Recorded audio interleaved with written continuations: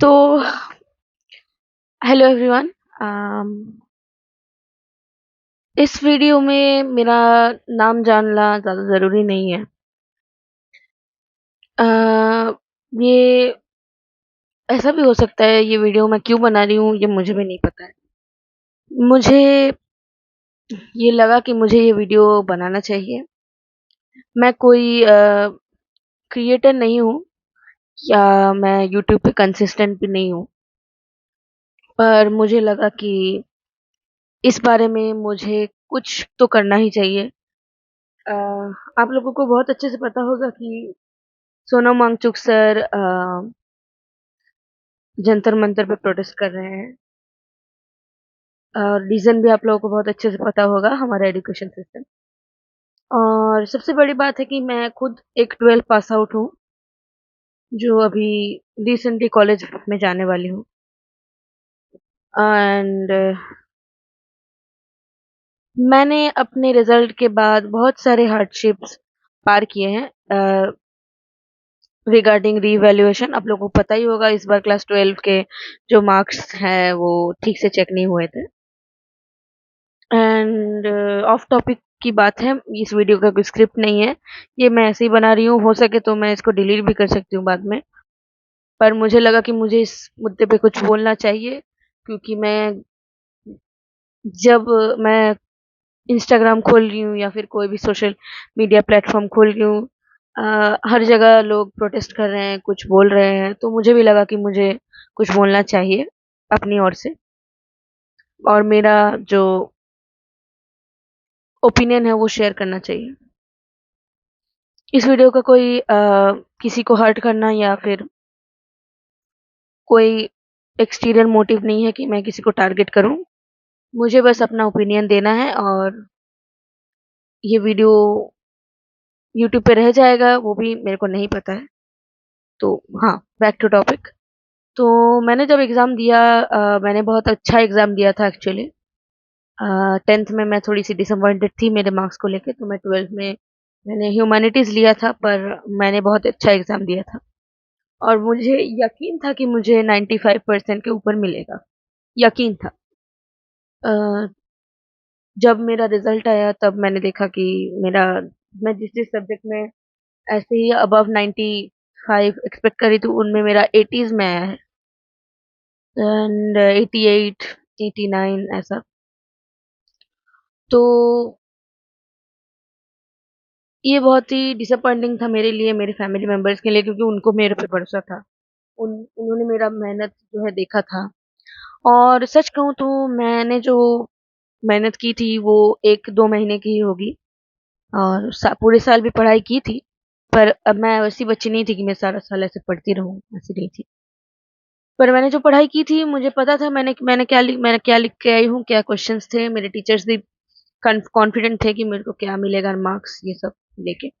पर मेरे मार्क्स जो है बहुत डिसअपॉइंटेड आए। मैं बहुत डिसअपॉइंटेड थी। एंड फिर रीवैल्यूएशन का पोर्टल खुला। फिर मैंने अपना कॉपीज देखा जो भी मैंने लिखा था, और वो देख के मुझे एक्चुअली रोना आ गया था, क्योंकि मेरे मार्क्स जहाँ जहाँ पे मुझे मिलने चाहिए थे वहाँ पे तो मिले थे नहीं। और हर जगह पे काट दिया गया था, जो क्वेश्चन में कुछ काटना ज़रूरी भी नहीं था वहाँ पे भी उन्होंने काट दिया था। और अगर हम लोग आपको विश्वास भी नहीं होगा, मेरे पास प्रूफ भी है, पर मैं वो दिखा नहीं सकती। मेरे पास वो डिजिटली है। तो मुझे एक क्वेश्चन में, एमसीक्यू क्वेश्चन में मुझे हाफ मार्क्स मिला था। अगर आपको पता होगा एमसीक्यू का कॉन्सेप्ट, जो बहुत कॉमन है, उसमें 1 मार्क ही होता है, 1 ही मार्क होता है। एग्ज़ाम के बारे में, सीबीएसई एग्ज़ाम्स में 1 मार्क का ही एमसीक्यू होता है, जिसमें 4 ऑप्शन रहते हैं और 1 ही ऑप्शन सही होता है। और अगर कभी भी क्वेश्चन पेपर गलत हो, तो हो सकता है कि वो आपको मार्क्स मिल जाए, जो हो सकता है। तो मैंने देखा अपना आंसर शीट, उसमें मेरे को हाफ मिला था, पर मेरा आंसर सही था। पर टीचर ने कैसे मेरे को हाफ दिया वो मुझे नहीं पता।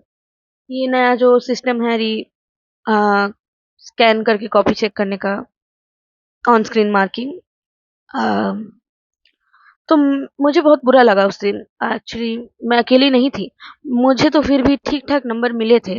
पर जिनके जिन जिस सोचिए कि किसी ने जेईई का एग्ज़ाम अच्छा दिया, और उसने सोचा कि मैं बस पास कर जाऊँ, जेईई का जो क्राइटेरिया है पास का 12th का, वो पास कर जाऊँ फिर मेरे को कॉलेज मिल जाएगा। पर जिनका वो भी नहीं हुआ, इस बुरी सिस्टम के लिए या फिर ये जो नया सिस्टम आया है उसके लिए, इट इज़ वेरी डिसअपॉइंटिंग।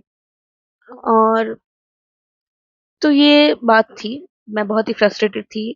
और फिर बहुत प्रोटेस्ट हुआ कि डिवैल्यूएशन में जो पैसा है वो घटाया जाए, वो घटाया भी गया। पर आप सोचिए स्टूडेंट लोगों के मन में एक जो डर है वो रह गया। मुझे भी था डर कि मैं सोच रही थी कि अगर सोची मैंने दे दिया उनको कॉपी चेक करने के लिए, और उन्होंने मैं नाम नहीं लेना चाहती, या फिर मैं बोल ही देती हूँ। सीबीएसई ने ये भी बोला था कि वो रिफंड देंगे हम लोगों को अगर हम लोग का जो मार्क हमने क्लेम किया है वो सही में एकदम करेक्ट हो। तो ऐसा बोला था, तो बहुत जन डर के अपना कॉपी चेक करने नहीं दिए, क्योंकि उनको लगा कि ऐसा भी तो हो सकता है कि सीबीएसई को मैंने कॉपी दिया और उन्होंने मेरा एक्स मार्क घटा दिया, क्योंकि उनको अपना पैसा वापस देना नहीं था। ठीक है? तो ऐसा डर एक कंट्री के एजुकेशन सिस्टम में स्टूडेंट को ऐसा डर कैसे आ सकता है? मतलब उनके लिए स्कीमें निकाली जाती हैं और ये डर वायबल भी है, क्योंकि हो सकता है ऐसा। जब पहले स्टेप में ही आप लोगों ने ऐसा घोटाला करके रखा है, तो दूसरे स्टेप में ये नहीं होगा, ये कैसे हो सकता है? ठीक है? फिर भी आपके पास यहाँ पे प्रूफ्स हैं, आपके पास डिजिटल प्रूफ्स हैं, कॉपी के आप दिखा सकते हैं, बस टेक्स्ट बुक भी हैं। तो इसलिए मेरे टीचर ने मुझे होप दिया, तो मैंने ये सब किया। तो अब अभी के मुद्दे पे आते हैं। एंड फिर मैंने सीयूईटी भी दिया। उसमें भी मैंने बहुत सारे बच्चों का, जो मेरे क्लासमेट्स हैं, जो बाहर भी एग्ज़ाम दे रहे हैं, उन लोगों का भी मैंने ये सुना कि उनका एग्ज़ाम कैंसल हो गया है। उनको एग्ज़ाम जो कैन रीशेड्यूल हुआ है उसका डेट एग्ज़ाम होने के दिन ही मिल रहा है। मतलब सोचिए आपको 29th को एग्ज़ाम है और 29 को ही आपको पता चल रहा है कि आपको 29 को एग्ज़ाम है। सेंटर दूर-दूर गिर रहा है, किसी का घर छत्तीसगढ़ में है, किसी को मिल रहा है वेस्ट बंगाल में है, ऐसा टाइप का भी हुआ है। ये जो चल रहा है हमारे एजुकेशन सिस्टम में। और नीट, मुझे तो लगता है एनटीए का कभी-कभी दौरा पड़ा।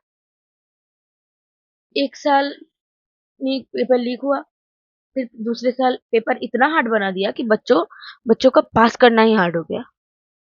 फिर इस साल फिर से लीक हो गया। And the way they are protecting themselves and clearly making up excuses is ridiculous। मतलब कैसे बोल सकते हो यार आप लोग? और इसी की वजह से कितने सारे बच्चों ने, मैं पहले जो स्टेट कर रही थी कि मेरा जो मेहनत था वो 2-3 महीने का ही था। पर जिन्होंने नीट दिया है, मैंने अपने दोस्तों को भी देखा है, वो बाहर भी नहीं निकलते थे। वो कुछ भी नहीं करते थे। वो पढ़ाई करते थे। मैं इंस्टाग्राम में बहुत एक्टिव हूँ। अ, तो मैंने वहाँ पे देखा है लोग अपने नोट्स नोट्स ऐसे फाड़ दे रहे थे, दे रहे थे, क्योंकि उनको उनको अभी फ्रीडम मिला है। उनको ये लगा कि एग्ज़ाम देने के बाद, इतना 2-3 साल की मेहनत के बाद, मुझे फाइनली 1 हफ्ते या 1 महीने का ब्रेक मिला। पर नहीं, किसी को शांति तो बर्दाश्त होती नहीं है। तो ये सब हुआ और बहुत सारे बच्चों ने सुसाइड भी किया, और बहुत सारे नीट के बच्चों ने सुसाइड किया है, बहुत सारे 12 के वाले बच्चों ने भी सुसाइड किया है। 12 के बारे में ज़्यादा लोगों को नहीं पता है, क्योंकि हमारे देश में बहुत कुछ होता है और किसी को पता नहीं चलता है। वही 2 महीने 6 महीने में 1-2 केसेस आते हैं जो एकदम सनसनी हो जाते हैं, पर वैसे ही केस हर रोज़ घटते रहते हैं, होते हैं और किसी को पता भी नहीं चलता है। पता नहीं लगने देते हैं कि कुछ-कुछ लोग हैं। और क्योंकि मैं एक लड़की हूँ और मैं कॉलेज जा रही हूँ बाहर, तो मैं वेस्ट बंगाल में रहती हूँ, तो मुझे एक चीज़ का बहुत डर लग रहा था कुछ दिन से कि मैं बाहर जाऊँगी, मेरे को कुछ हो गया तो? अभी तो मुझे घर में बैठ के भी डर लग रहा है कि अगर सोचिए कोई एग्ज़ाम दे रहा है और उसका पेपर ही कैंसल हो जा रहा है। वो सुसाइड कर ले रहा है। मैं बाहर जा रही हूँ, मेरे साथ कुछ हो जा रहा है। कोई कोई कैसे रिस्पॉन्सिबिलिटी लेगा इस बात का? और इस बारे में कुछ ज़्यादा डिस्कशन होता ही नहीं है। मैं ऑनलाइन की बात नहीं कर रही, ऑनलाइन में बहुत डिस्कशन होता है इसके बारे में, बहुत लोग बहुत कुछ बोलते हैं। पर ऑफलाइन में it is not discussed at all. जितना होना चाहिए उतना तो होता ही नहीं है। अभी जो ये प्रोटेस्ट चल रहा है, मैं उसी के कारण ये वीडियो बना रही हूँ। मुझे बहुत बुरा लगा कि मैं यहाँ वहाँ पे नहीं जा पा रही हूँ। बहुत लोग गए हैं, मैं उनके साथ हूँ और मुझे इस बात का मैं शर्मिंदा हूँ इस बात से कि मैं नहीं जा पाई। और मैं तहे दिल से जाना चाहती हूँ, इसलिए मैंने सोचा कि ये वीडियो बनाऊँगी, कुछ अपने तरफ से बोलूँगी सिस्टम के लिए। कुछ तो मैं करूँगी ना, कोई देखे या ना देखे, मैंने तो किया। तो यही बात है, मैं यही बोलने आई थी। और सिस्टम कैसे बदला जा सकता है, ये तो पूरा-पूरी हमारे हाथ में ही है, पर हमें इसका जो कंट्रोल है वो दिया नहीं जाता है। हमें मेयर कॉकरोचेस बोल के टाल दिया जाता है और हम कुछ कर नहीं पाते। हम क्यों कर नहीं पाते, आप वो हमें बता के देखिए। हम कैसे करें? बाहर निकलने के बाद ही हम लोग को मार दिया जाता है, पैर से कुचल दिया जाता है। लड़की-लड़के कोई भी सेफ नहीं है आजकल। और कुछ बोलने जाओ तो तुम लोग तो जेन ज़ी हो, तुम लोग को कुछ बोला ही नहीं जा सकता है। तुम लोग तो हर बात पे भिड़ जाते हो। भिड़े क्यों ना? जहाँ पे हम लोग का जीवन, हम लोग का लाइफ का कोई वैल्यू नहीं है, कोई सेफ्टी नहीं है, कोई गारंटी नहीं है कि हम लोग ज़िंदा रहेंगे कि नहीं, हम लोग के साथ क्या होगा? हम क्यों ना भिड़े? बस मुझे यही बोलना था। और ये वीडियो बहुत लंबा हो चुका है, बोलते-बोलते। बहुत सारी बातें हैं जो मैंने नहीं बोली। अ, ऐसा भी है कि मैं कुछ बातें बोलना भूल जा सकती हूँ, क्योंकि मेरे पास कोई स्क्रिप्ट नहीं है, मैंने कुछ रिसर्च नहीं किया वीडियो बनाने से पहले। ये एकदम रॉ वीडियो है। और होप जिन्होंने भी ये वीडियो देखी होगी, उनका भी कुछ पॉज़िटिव व्यू हो इस बारे में। कमेंट सेक्शन तो खुला ही है आपके लिए, कुछ भी आप लिखिए। कृपया करके गाली-गलौच ना करें, क्योंकि मैंने पहले ही बोल दिया है, ये बस मेरा ओपिनियन है। ये मेरा एक अपोलो अपोलोजेटिक लेटर है कि मैं कुछ कर नहीं पाई, कुछ कर नहीं पा रही हूँ, तो इसीलिए मैंने ये वीडियो बनाया। आई होप आपको जो भी आपका जो भी व्यू है वो आप कमेंट पे लिख सकें, ताकि जो भी आपके कमेंट को पढ़े वो भी कुछ लिख सकें अपने तौर से। Thank you. बाय।